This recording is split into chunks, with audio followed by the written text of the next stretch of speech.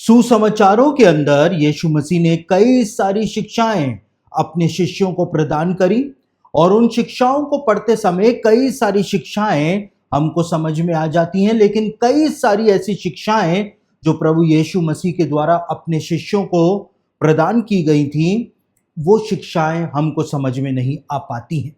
और ऐसी ही एक शिक्षा जो यीशु मसीह के द्वारा 2000 साल पहले अपने शिष्यों को प्रदान की गई थी, उस एक शिक्षा को हम आज भी बेहतर रूप से नहीं समझ पाए हैं। और आज उसी विषय को लेकर के मैं आप लोगों के सामने हाजिर हुआ हूं कि यीशु मसीह के द्वारा वास्तव में वो शिक्षा जब अपने शिष्यों को यानी हमको प्रदान की गई थी, तो यीशु मसीह आखिर क्या बात और क्या सत्य हमको समझाने का प्रयास कर रहे थे। तो मत्ती रचित सुसमाचार के 10वें अध्याय के अंदर यीशु मसीह ने एक बात अपने शिष्यों को बोली थी, और वो बात यदि हम समझ जाएं तो अपने आत्मिक जीवन के एक नए पड़ाव के ऊपर हम आकर के खड़े हो जाएंगे। तो मत्ती रचित सुसमाचार में से एक वचन को हम सबसे पहले पढ़ लेते हैं और उसके बाद हम अपने आज के इस अध्ययन के अंदर आगे बढ़ेंगे।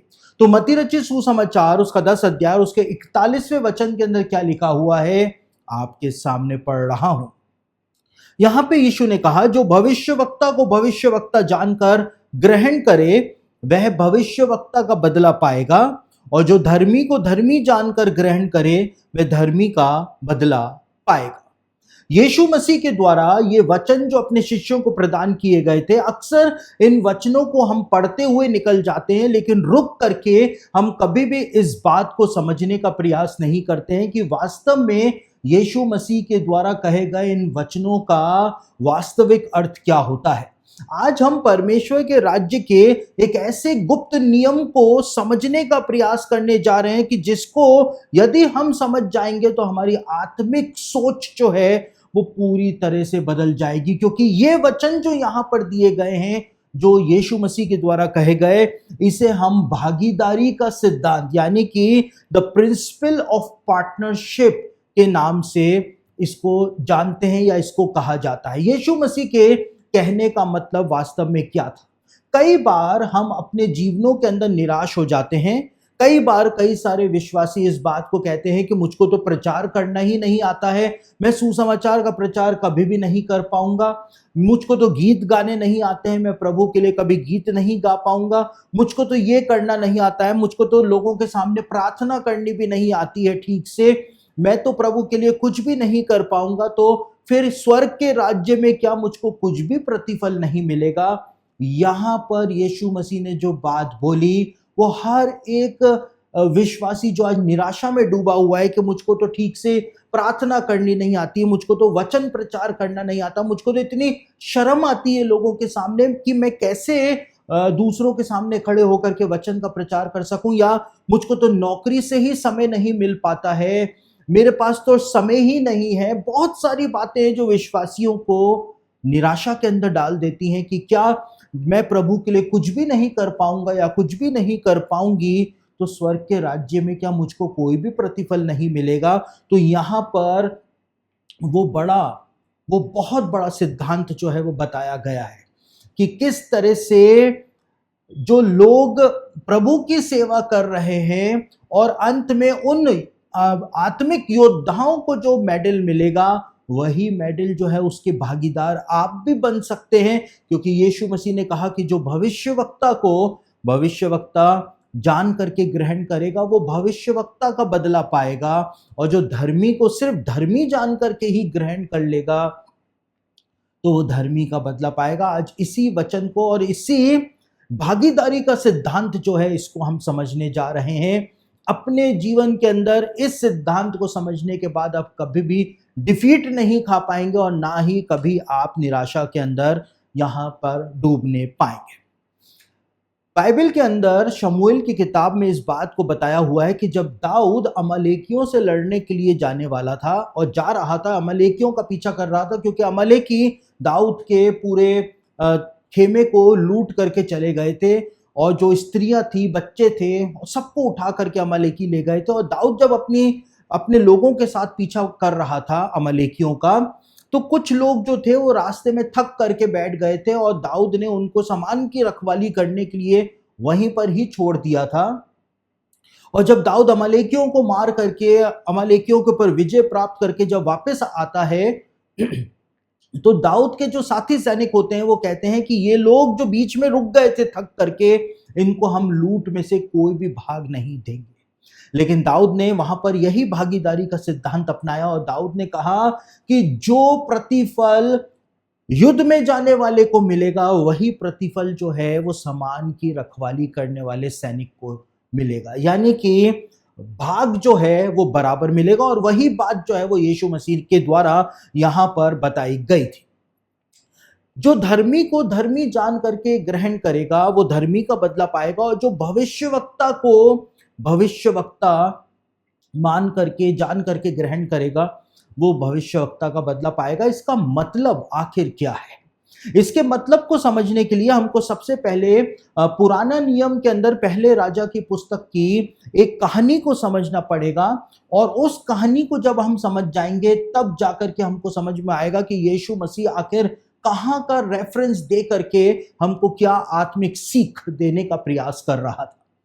पुराने नियम में पहला राजा उसका 18वें अध्याय के अंदर इस बात को बताया हुआ है कि राजा आहब जो था और उसकी पत्नी, दुष्ट पत्नी जो थी इजबेल, वो परमेश्वर के नबियों को, परमेश्वर के भविष्यवक्ताओं को मारने में, घात करने के अंदर लगी हुई थी। और राजा आहब और रानी इजबेल जो थी उसका एक कर्मचारी था जिसका नाम ओबेदाया बताया गया है बाइबल के अंदर।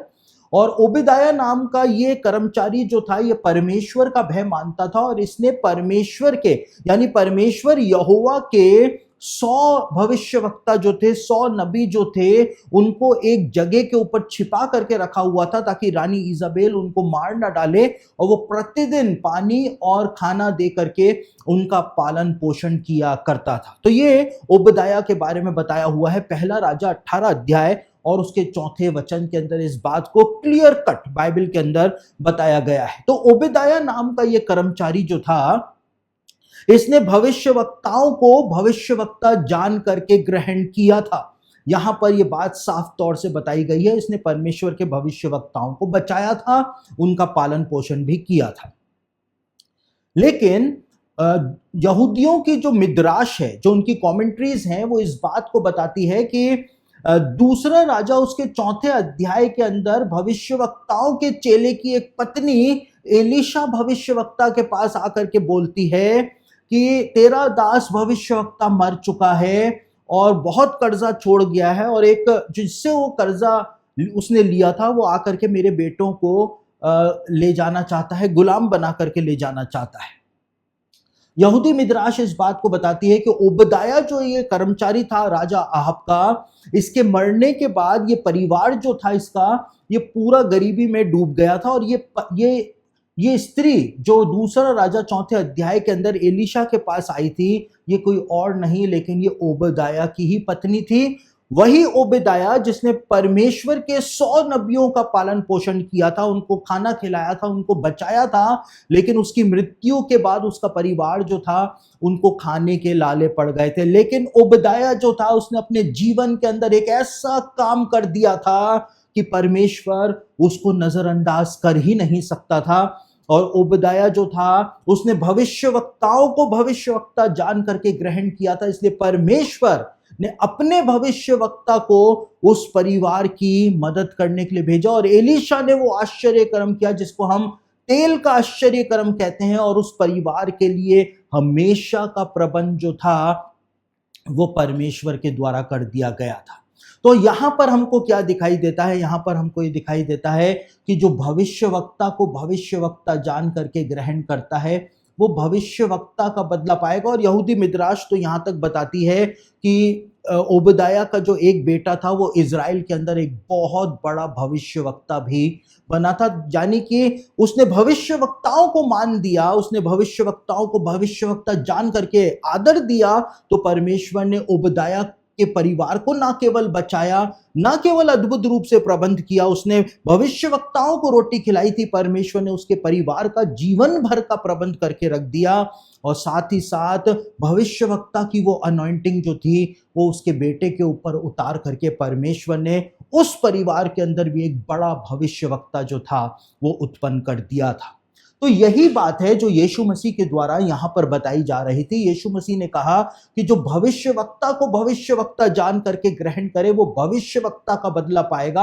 आप भले से भविष्यवक्ता नहीं हो सकते हैं, आप भले से परमेश्वर के कोई बहुत बड़े सेवक नहीं हो सकते हैं, लेकिन यदि आप किसी परमेश्वर के सेवक की मदद करते हैं, यदि आप उनकी सेवकाई में दान देते हैं, या फिर आप अपना श्रम उनकी सेवकाई के अंदर देते हैं, प्रार्थना उनकी सेवकाई के लिए करते हैं, तो वो रिवॉर्ड जो है वो परमेश्वर देने से पीछे नहीं हटेगा और परमेश्वर वही रिवॉर्ड देगा। और साथ ही साथ आपके परिवार में आपके बच्चे जो हैं उनके ऊपर वैसी ही अनॉइंटिंग उतरने पाएगी जैसी अनॉइंटिंग उस प्रभु के सेवक के ऊपर है जिनको आप आर्थिक तौर से मदद करते हैं, जिनको आप अपनी प्रार्थनाओं के अंदर उठाते हैं, आप खुद अपने व्यक्तिगत परिश्रम करके उनकी सेवकाई में मदद करते हैं, वैसी ही अनॉइंटिंग जो है आपके परिवार के अंदर उतरने पाएगी। तो ये मैं नहीं बोल रहा हूं, खुद प्रभु यीशु मसीह के द्वारा इन बातों को यहां पर बताया गया है।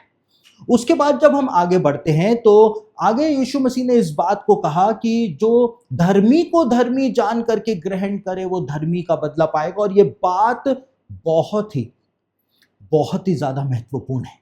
धर्मी को धर्मी जान करके कैसे ग्रहण किया जा सकता है?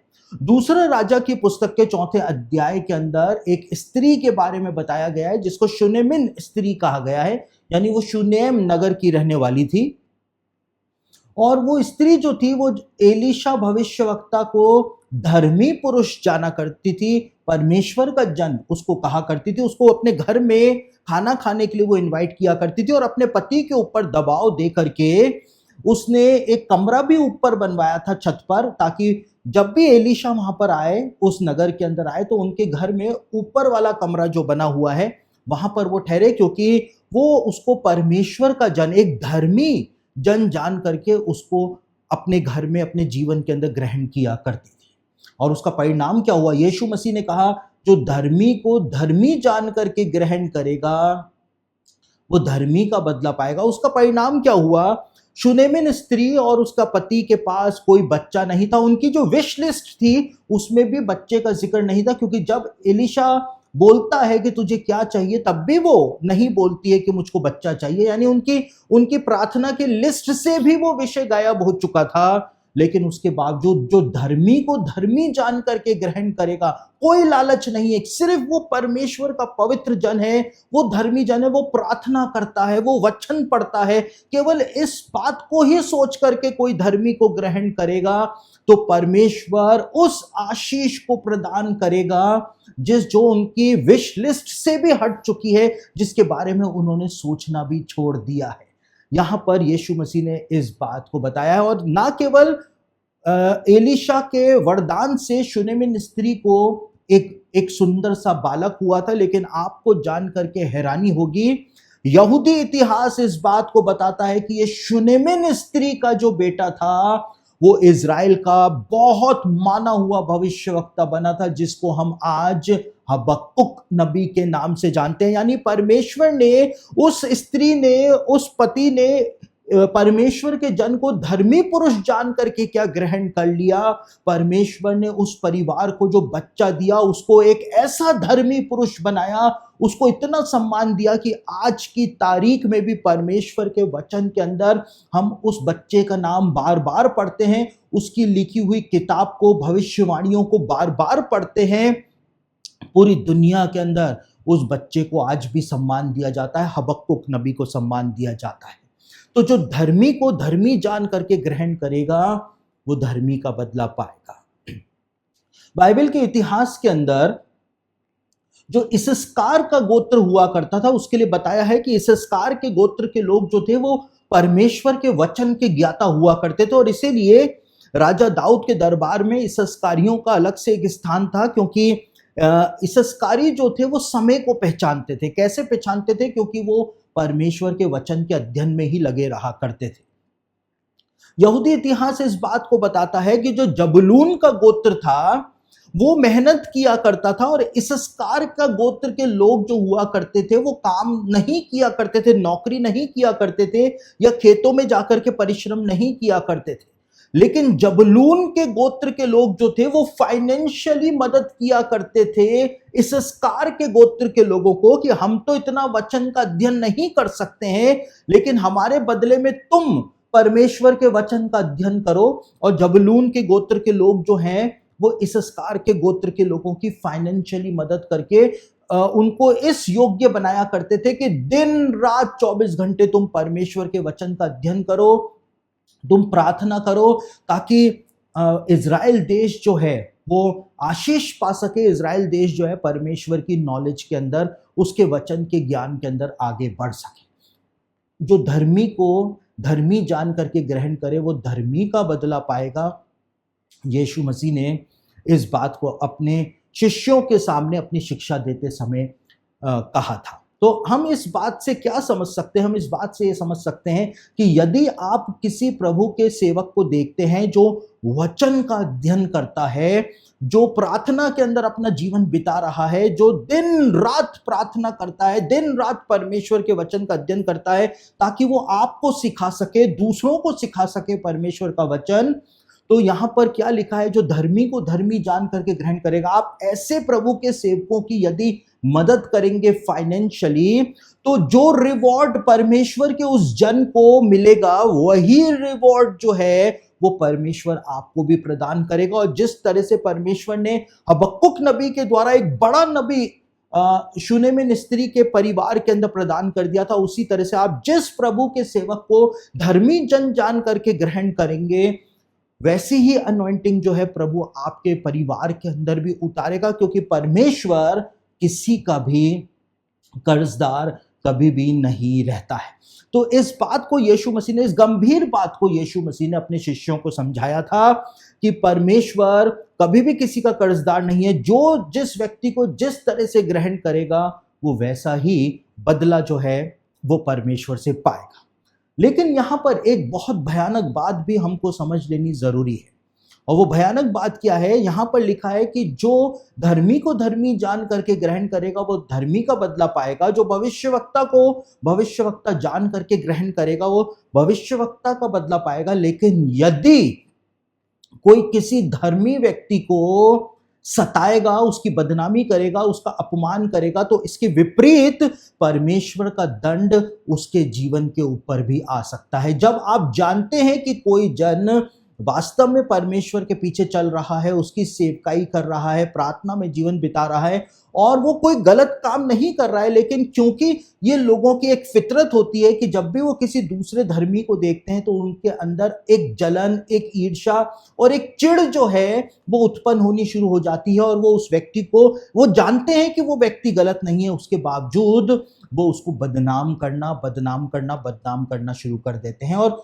यहां पर ये एक बहुत भयानक सिद्धांत है कि जब परमेश्वर धर्मी के धर्मी होने का बदला लोगों को देता है, तो धर्मी को बदनाम करने का, धर्मी को परेशान करने का बदला भी परमेश्वर फिर ऐसे लोगों से लेता है। तो यहां पर इस बात को हमको बहुत ही ज्यादा गहराई से समझ लेने की जरूरत है कि हम परमेश्वर के साथ खेलने का प्रयास ना करें, क्योंकि वचन के अंदर लिखा हुआ है कि हमारा परमेश्वर भस्म करने वाली आग है। तो यहां पर जब हम इस आत्मिक सत्य को समझ जाते हैं तो हमारी सोच जो है वो पूरी तरह से बदल जाती है, और हम इस बात को समझ पाते हैं कि परमेश्वर वास्तव में आशीष देने वाला परमेश्वर है। वो किसी का भी कर्जा अपने ऊपर बकाया नहीं रखता है, लेकिन वो उस कर्जे को चुकाता है, और परमेश्वर हमेशा याद रखता है कि एक व्यक्ति ने अपने जीवन के अंदर क्या क्या भले काम जो हैं वो किए हुए हैं। तो किसी के भी भौतिक आशीषों को देख करके हमको जलना नहीं है। क्यों नहीं जलना है? क्योंकि हो सकता है कि आज यदि कोई बहुत अच्छा जीवन जी रहा हो, मसीह विश्वासी की मैं बात कर रहा हूँ, कोई अच्छी कार में घूम रहा हो, कोई अच्छे घर के अंदर रह रहा हो, तो इसका मतलब ये नहीं है कि हम उससे जलना शुरू हो जाएं, क्योंकि ये भी हो सकता है कि उसके धर्मी माता पिता ने किसी धर्मी को धर्मी जान करके ग्रहण किया हो, किसी भविष्यवक्ता को भविष्यवक्ता जान करके ग्रहण किया हो, दान किया हो, परमेश्वर की सेवकाई के अंदर, परमेश्वर के राज्य के अंदर उन्होंने बोया हो और उसी का प्रतिफल आज उनके बच्चों को मिल रहा हो। लेकिन कहीं आप उन लोगों से ईर्ष्या करके, उनकी बदनामी करके, उनके उनके चरित्र को की हत्या करके कहीं आप परमेश्वर का दंड अपने ऊपर इनवाइट तो नहीं कर रहे हैं। ये सोचने का समय जो है वो अब आ गया है। तो जलन करना बंद करें और एक्शन लेना शुरू करें। आज आपके पास समय है कि आप अपने बच्चों के लिए एक बेटर फ्यूचर बना सकते हैं। आप अपने बच्चों को उस अनॉइंटिंग के अंदर सहभागी कर सकते हैं जो अनॉइंटिंग सामने वाले प्रभु के सेवक के ऊपर पाई जाती है। आप अपने बच्चों का जीवन जो है वो पूरी तरह से आशीष में बना सकते हैं। लेकिन कहीं आप ऐसे धर्मियों का विरोध करके, जिन्होंने अपने जीवन में परमेश्वर की नजरों में कुछ भी गलत नहीं किया है, कहीं आप अपने जीवन पर और अपने बच्चों के जीवन के ऊपर कहीं श्राप तो नहीं कमा रहे हैं। क्योंकि लिखा हुआ है कि जहां पर जलन होती है, जहां पर ढाव होता है, वहां पर प्रार्थनाएं जो हैं और आशीषें जो हैं वो रुक जाती हैं। कहां पर लिखा हुआ है? याकूब उसका 3 अध्याय उसके 16वें वचन के अंदर इस बात को लिखा हुआ है, क्योंकि जहां डहा यानी जलन और विरोध होता है, वहां बखेड़ा और हर प्रकार का दुष्कर्म भी होता है। साथ ही साथ नीति वचन 14 अध्याय उसके 30वें वचन के अंदर लिखा हुआ है कि जलन के कारण हड्डियां जो है वो सड़ जाती हैं। क्योंकि लोग आज धर्मियों को देख करके जलते हैं। देखिए, परमेश्वर के पवित्र आत्मा की जो अनॉइंटिंग होती है वो दूसरों को अपनी तरफ खींचती है, अट्रैक्ट करती है। ये बात वचन के अंदर लिखी हुई है। श्रेष्ठ गीत उसका 1 अध्याय 3 वचन में इस बात को बताया गया है। सबोपदेशक 10 अध्याय 1 वचन के अंदर भी इस बात को बताया गया है। लेकिन यही अनॉइंटिंग जो होती है, जो परमेश्वर के किसी जन के ऊपर होती है, उस अनॉइंटिंग की वजह से वो लोग जो पाप के अंदर अपना जीवन बिता रहे होते हैं, उनको भयानक भयानक जलन और ईर्ष्या उस प्रभु के सेवक से होने लगती है। तो ये एक आत्मिक सिद्धांत है। यदि आज आपको किसी धर्मी से बहुत ही ईर्ष्या हो रही है, बहुत ही जलन हो रही है, आप उसको देख करके बर्दाश्त नहीं कर पाते हैं, तो इसका मतलब यह है कि आप उसकी अनॉइंटिंग जो है वो आपको परेशान कर रही है। यदि आप उस अनॉइंटिंग की तरफ खींचे चले जा रहे हैं, यानी कि वो अनॉइंटिंग अपनी तरफ आपको खींच रही है। लेकिन यदि आप ईर्ष्या, जलन और विरोध से भर गए हैं उस अनॉइंटिंग के प्रति, यानी कि आपके लिए खतरे की घंटी वहीं पर ही बज गई है। क्योंकि आप जिस तरह से धर्मी को ग्रहण करेंगे, यदि आप बदनामी करने के लिए धर्मी को ग्रहण करेंगे, ईर्ष्या करने के लिए धर्मी को ग्रहण करेंगे, तो वैसा ही प्रतिफल परमेश्वर आपको प्रदान करेगा। क्योंकि यीशु मसीह ने ये सिद्धांत यहां पर हमको बताया है। तो आज अपने जीवनों को हमको प्रभु के सामने ले आना बहुत ही ज्यादा जरूरी है। अपने जीवन को, अपनी आत्मिक सोच को हमको छानना पड़ेगा, तब जाकर के हम एक अच्छा आत्मिक जीवन जी पाएंगे। ऐसे लोगों की मदद करिए जो वास्तव में परमेश्वर के वचन का अध्ययन करते हैं, जो वास्तव में प्रार्थना के अंदर समय बिताते हैं, जो वास्तव में लोगों को परमेश्वर का वचन सिखाते हैं। आप इधर उधर जहां पर जरूरत नहीं है वहां पर आप अगर अपना अपना वहां पर दान दे रहे हैं, वहां पर लोगों की मदद कर रहे हैं जहां पर जरूरत ही नहीं है, तो उससे आपको कोई प्रतिफल मिल भी नहीं पाएगा। लेकिन जहां पर जरूरत है, जबूलून के लोगों को याद रखिए। जबूलून के लोग जो थे इस बात को जाना करते थे कि हम तो पूरा दिन काम करते हैं, हम परमेश्वर का वचन नहीं पढ़ पाते हैं, हम प्रार्थना नहीं कर पाते हैं, लेकिन हमारे बदले इसकार के गोत्र के लोग ऐसा कर सकें, हम इनकी फाइनेंशियली मदद करेंगे। आज समय आ गया है कि अपनी आत्मिक आंखों को खोलें, धर्मी को धर्मी जान करके ग्रहण करें तो वैसा ही बदला पाएंगे। भविष्यवक्ता को भविष्यवक्ता जान करके ग्रहण करें तो आप वैसा ही बदला पाएंगे। तो समय आ गया है कि हम अपने आत्मिक जीवनों को जांचें, समझें और एक नई सोच के साथ आत्मिक जीवन के अंदर आगे बढ़ने पाए।